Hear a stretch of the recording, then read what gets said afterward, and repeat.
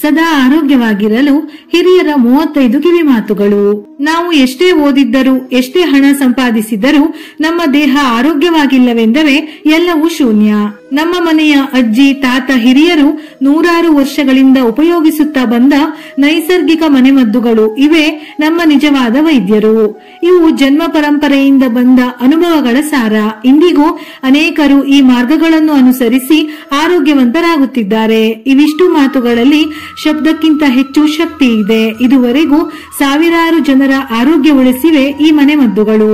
ನಮ್ಮ ಹಿರಿಯರು ಮನೆಯಲ್ಲೇ ಇಂತಹ ಮನೆಮದ್ದುಗಳನ್ನು ತಯಾರಿಸಿ ಸೇವಿಸಿ ಎಷ್ಟೋ ವರ್ಷಗಳ ಕಾಲ ಆರೋಗ್ಯದಿಂದ ಜೀವಿಸುತ್ತಿದ್ದಾರೆ. ಹಾಗಾಗಿ ಹಿರಿಯರು ಹೇಳಿರುವ ಮನೆಮದ್ದುಗಳ ಬಗ್ಗೆ ತಿಳಿಯೋಣ. ಬಿಸಿ ನೀರಿಗೆ ಸ್ವಲ್ಪ ಏಲಕ್ಕಿ ಸೇರಿಸಿ ಕುಡಿಯುವುದರಿಂದ ದೇಹದ ಆಯಾಸ ದೂರವಾಗುತ್ತದೆ. ಚರ್ಮದ ಕಾಂತಿಯನ್ನು ಹೆಚ್ಚಿಸುತ್ತದೆ. ಮಲಗುವ ಮುನ್ನ ಉಗುರು ಬೆಚ್ಚನೆಯ ನೀರನ್ನು ಕುಡಿಯುವುದರಿಂದ ಮೂತ್ರಪಿಂಡಗಳು ಸ್ವಚ್ಛವಾಗಿರುತ್ತದೆ. ಮಲಬದ್ಧತೆ ಸಮಸ್ಯೆಯು ಕಡಿಮೆಯಾಗುತ್ತದೆ. ಶುಂಠಿ ಬೆರೆಸಿದ ಹಾಲು ತಣ್ಣಗಾದ ಮೇಲೆ ಜೇನುತುಪ್ಪ ಸೇರಿಸಿ ಕುಡಿಯುವುದರಿಂದ ಸಂಧಿವಾತ ಮತ್ತು ಬೆನ್ನು ನೋವಿನಿಂದ ಪರಿಹಾರ ಸಿಗುತ್ತದೆ. ಮೂಲಂಗಿ ರಸವನ್ನು ಕುಡಿಯುವುದರಿಂದ ಪಿತ್ತಕೋಶದಲ್ಲಿ ಕಲ್ಲುಗಳು ಆಗದಂತೆ ತಡೆಯುತ್ತದೆ. ಮೂಲಂಗಿ ಪಿತ್ತಕೋಶವನ್ನು ಆರೋಗ್ಯಕರವಾಗಿಡಲು ಮತ್ತು ಕೊಲೆಸ್ಟ್ರಾಲ್ ಅನ್ನು ಕಡಿಮೆ ಮಾಡಲು ಸಹಾಯ ಮಾಡುತ್ತದೆ. ಈರುಳ್ಳಿಯನ್ನು ಕತ್ತರಿಸಿದ ತಕ್ಷಣವೇ ಉಪಯೋಗಿಸಬೇಕು. ಹಿಂದಿನ ದಿನ ಅಥವಾ ಕತ್ತರಿಸಿದ 1-2 ಗಂಟೆಯ ನಂತರ ಉಪಯೋಗಿಸಬಾರದು. ಒಂದು ವೇಳೆ ಈ ರೀತಿಯ ಈರುಳ್ಳಿ ಸೇವಿಸಿದರೆ ಹೊಟ್ಟೆಯ ಕಾಯಿಲೆಗಳು ಪ್ರಾರಂಭವಾಗುತ್ತದೆ. ಮಧುಮೇಹಿಗಳ ಜೊತೆಗೆ ಪ್ರತಿಯೊಬ್ಬರೂ ಪ್ರತಿದಿನ ಸಕ್ಕರೆ ಬದಲಾಗಿ ಬೆಲ್ಲವನ್ನು ಸೇವನೆ ಮಾಡಿದರೆ ಸಕ್ಕರೆ ಕಾಯಿಲೆಯಿಂದ ದೂರವಿರಬಹುದು. ಹಣ್ಣನ್ನು ತಿಂದ ನಂತರ ನೀರನ್ನು ಕುಡಿಯಬಾರದು. ಯಾಕೆಂದರೆ ಹಣ್ಣುಗಳಲ್ಲಿರುವ ನೀರಿನ ಪ್ರಮಾಣ ಮತ್ತು ನಾವು ಹಣ್ಣು ತಿಂದ ಮೇಲೆ ಕುಡಿಯುವ ನೀರಿನ ಪ್ರಮಾಣ ಜೀರ್ಣಾಂಗ ವ್ಯವಸ್ಥೆಯನ್ನು ತೊಂದರೆಗೆ ಒಳಗಾಗುವಂತೆ ಮಾಡುತ್ತದೆ. ಇದರಿಂದ ಗ್ಯಾಸ್ಟ್ರಿಕ್ ಮತ್ತು ಆಸಿಡಿಟಿ ಹೆಚ್ಚು ಮಾಡುತ್ತದೆ. ಎಳ್ಳಿನ ಎಣ್ಣೆಯಲ್ಲಿ ತುಳಸಿ ಎಲೆ ಸೇರಿಸಿ ಸ್ವಲ್ಪ ಬಿಸಿ ಮಾಡಿ ತಲೆಗೆ ಮಸಾಜ್ ಮಾಡಿದರೆ ತಲೆನೋವು ಕಡಿಮೆಯಾಗುತ್ತದೆ. 1 ಲೋಟ ನೀರಿಗೆ ಮೆಂತೆಯನ್ನು ಸೇರಿಸಿ ಕುದಿಸಿ ಈ ನೀರನ್ನು ಬೆಳಿಗ್ಗೆ ಖಾಲಿ ಹೊಟ್ಟೆಯಲ್ಲಿ ಕುಡಿಯಬೇಕು. ಆಸಿಡಿಟಿ, ಗ್ಯಾಸ್ನಿಂದ ಹೊಟ್ಟೆ ನೋವು ಬರುತ್ತಿದ್ದರೆ ಕಡಿಮೆಯಾಗುತ್ತದೆ. 1 ಲೋಟ ಬಿಸಿ ನೀರಿಗೆ 1 ಚಮಚ ಸೋಂಬಿನ ಕಾಳನ್ನು ಸೇರಿಸಿ ಚೆನ್ನಾಗಿ ಕುದಿಸಿ ಆರಿದ ನಂತರ ಕುಡಿಯಬೇಕು. ಇದರಿಂದ ಹೊಟ್ಟೆ ಉಬ್ಬರ, ಅಜೀರ್ಣಗಳಿದ್ದರೆ ಕಡಿಮೆಯಾಗುತ್ತದೆ. ನವಿಲು ಕೋಸನ್ನು ಹಸಿಯಾಗಿ ತುರಿದು ಕೋಸಂಬರಿ ಮಾಡಿ ತಿಂದರೆ ರಕ್ತ ವೃದ್ಧಿ ಆಗುವುದರೊಂದಿಗೆ ಆರೋಗ್ಯ ವೃದ್ಧಿ ಆಗುವುದು. ನುಗ್ಗೆ ಸೊಪ್ಪಿನ ರಸಕ್ಕೆ ಹಾಲು, ಸಕ್ಕರೆ ಬೆರೆಸಿ ಮಕ್ಕಳಿಗೆ ಕುಡಿಸುವುದರಿಂದ ರಕ್ತ ಶುದ್ಧಿಯಾಗುತ್ತದೆ. ವೀಳ್ಯದೆಲೆಯ ಜೊತೆಯಲ್ಲಿ ಕಪ್ಪು ತುಳಸಿ, ಲವಂಗವನ್ನು ಅರೆದು 1-2 ಬಾರಿ ಸೇವಿಸಿದರೆ ಕೆಮ್ಮು ಕಡಿಮೆ ಆಗುವುದು. ಜೀರಿಗೆ ಕಷಾಯ ಮಾಡಿ ಅದಕ್ಕೆ ಹಾಲು, ಸಕ್ಕರೆ ಅಥವಾ ಬೆಲ್ಲವನ್ನು ಬೆರೆಸಿ ಕುಡಿದರೆ ಎದೆ ಹಾಲು ವೃದ್ಧಿಯಾಗುತ್ತದೆ.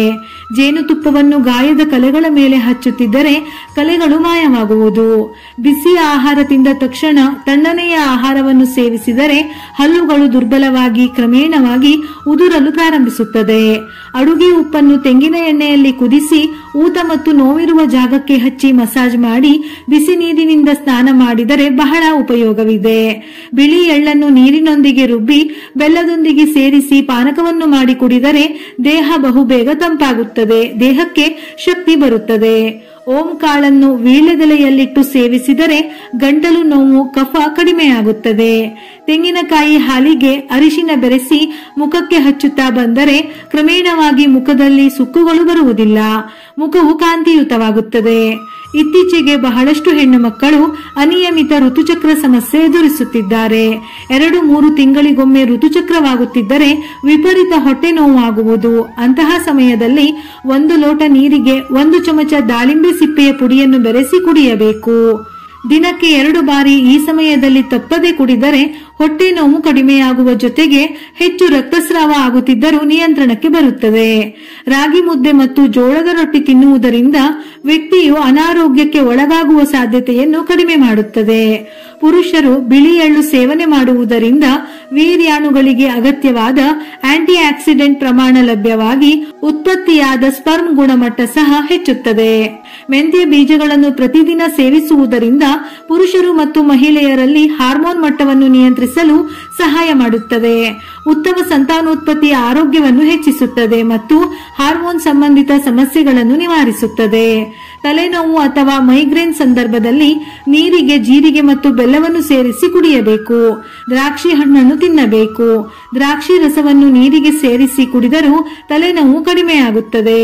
ಹೊಟ್ಟೆ ಹುಣ್ಣು ಇರುವವರು ಬಾದಾಮಿಯನ್ನು ಸೇವಿಸಬೇಕು. ಇದಲ್ಲದೆ ಬಾದಾಮಿಯನ್ನು ಪುಡಿ ಮಾಡಿ ಅದರ ಹಾಲನ್ನು ಮಾಡಿ ಬೆಳಿಗ್ಗೆ ಮತ್ತು ಸಂಜೆ ಕುಡಿಯುವುದರಿಂದ ಹೊಟ್ಟೆ ಹುಣ್ಣು ಗುಣವಾಗುತ್ತದೆ. ಶೀತ ಮತ್ತು ಕೆಮ್ಮು ಹೋಗಲಾಡಿಸುವ ಜೊತೆಗೆ ತುಳಸಿ ಎಲೆಗಳು ಹೊಟ್ಟೆಯ ಸಮಸ್ಯೆಗಳನ್ನು ವಿಶೇಷವಾಗಿ ಆಮ್ಲೀಯತೆಯನ್ನು ತೊಡೆದುಹಾಕಲು ಸಹಾಯ ಮಾಡುತ್ತವೆ. ಬೆಳಿಗ್ಗೆ ಖಾಲಿ ಹೊಟ್ಟೆಯಲ್ಲಿ 4 ರಿಂದ 5 ತುಳಸಿ ಎಲೆಗಳನ್ನು ಜಗಿಯುವುದರಿಂದ ಆಸಿಡಿಟಿ ನಿಯಂತ್ರಣದಲ್ಲಿಡುತ್ತದೆ. ಆಸಿಡಿಟಿ ಇದ್ದಲ್ಲಿ ಮಜ್ಜಿಗೆಗೆ ಸ್ವಲ್ಪ ಕಲ್ಲು ಉಪ್ಪನ್ನು ಸೇರಿಸಿ ಕುಡಿಯಿರಿ. ಮಜ್ಜಿಗೆಯಲ್ಲಿ ಸಮತೋಲಿತ ಪ್ರಮಾಣದ ಲ್ಯಾಕ್ಟಿಕ್ ಆಮ್ಲವಿದೆ. ಇದು ಹೊಟ್ಟೆಗೆ ಉತ್ತಮ ಪರಿಹಾರವನ್ನು ನೀಡುತ್ತದೆ. ಪ್ರತಿದಿನ ಮೊಸರು ತಿನ್ನುವ ಅಭ್ಯಾಸ ಮಾಡಿಕೊಳ್ಳಿ. ಮೊಸರು ನಮ್ಮ ದೇಹಕ್ಕೆ ತುಂಬಾ ಪ್ರಯೋಜನಕಾರಿ. ಎಕ್ಕದ ಎಲೆಯ ಹಾಲನ್ನು ಉಗುರು ಸುತ್ತಿಗೆ ಹಚ್ಚುತ್ತಿದ್ದರೆ ಈ ಸಮಸ್ಯೆಯು ಕಡಿಮೆಯಾಗುತ್ತದೆ. ಅಶ್ವಗಂಧ ಚೂರ್ಣದ ಜೊತೆಗೆ 1 ಚಮಚ ಜೇನುತುಪ್ಪ ಬೆರೆಸಿ ದಿನಕ್ಕೆ 2 ಬಾರಿ ಊಟದ ನಂತರ ಸೇವಿಸಿದರೆ ಲೋ ಬಿಪಿ ಕಡಿಮೆಯಾಗುತ್ತದೆ. ಸಾಧ್ಯವಾದಷ್ಟು ಫೈಬರ್ ಅಥವಾ ನಾರಿನಂಶ ಹೆಚ್ಚಿರುವ ತರಕಾರಿ, ಸೊಪ್ಪು, ಹಣ್ಣುಗಳನ್ನು ಸಾಕಷ್ಟು ಉಪಯೋಗಿಸುತ್ತಿದ್ದರೆ ಲಿವರ್ ಆರೋಗ್ಯವಾಗಿರುತ್ತದೆ. ಕಿಡ್ನಿ ಸ್ಟೋನ್ ಆದಾಗ ಕಲ್ಲಂಗಡಿ ಹಣ್ಣನ್ನು ಸೇವಿಸಬೇಕು. ರಾತ್ರಿ ಮಲಗುವಾಗ ಕಣ್ಣಿನ ರೆಪ್ಪೆಗೆ ಹಾಗೂ ಕಾಲಿನ ಪಾದಕ್ಕೆ ಕೊಬ್ಬರಿ ಎಣ್ಣೆಯನ್ನು ಹಚ್ಚುವುದರಿಂದ ಒಳ್ಳೆಯ ನಿದ್ರೆ ಬರುತ್ತದೆ. ಹಾಲು ಕುದಿಸಿದಾಗ ಅದಕ್ಕೆ ಸ್ವಲ್ಪ ಏಲಕ್ಕಿಯನ್ನು ಹಾಕಿದರೆ ಹಾಲು ಕೆಡುವುದನ್ನು ತಡೆಯುತ್ತದೆ. ಹಾಲು ಮತ್ತು ಏಲಕ್ಕಿಯನ್ನು ಸೇವಿಸುವುದರಿಂದ ದೇಹಕ್ಕೆ ಹಲವಾರು ಪ್ರಯೋಜನಗಳನ್ನು ನೀಡುತ್ತದೆ. ವಿಡಿಯೋ ಇಷ್ಟ ಆಗಿದ್ದಲ್ಲಿ ಮರೆಯದೆ ಲೈಕ್ ಕೊಟ್ಟು ನಿಮ್ಮವರಿಗೆ ಶೇರ್ ಮಾಡಿ. ಉಪಯುಕ್ತ ಮಾಹಿತಿಯೊಂದಿಗೆ ಮತ್ತೆ ಭೇಟಿಯಾಗೋಣ.